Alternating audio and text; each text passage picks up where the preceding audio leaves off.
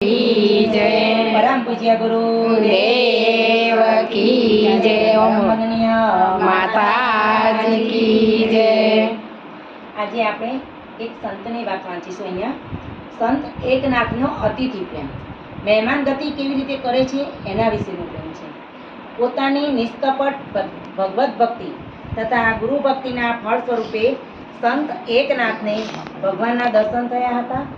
ભગવત પ્રાપ્તિ થયા પછી તેઓ નિરંતર પોતાના હૃદયમાં ભગવાનની ઉપસ્થિતિનો અનુભવ કરીને પ્રસન્ન રહેતા હતા. તેમની દ્રષ્ટિ બ્રહ્મમય થઈ ગઈ હોવાના કારણે તેમને સર્વત્ર અને બધા પ્રાણીઓમાં ભગવાનના દર્શન થતા હતા.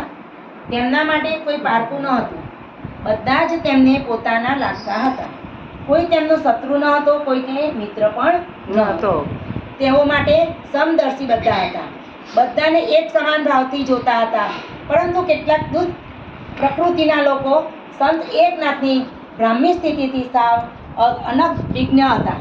આથી તેઓ કોઈને કોઈ રીતે તેમને હેરાન પરેશાન કરતા હતા.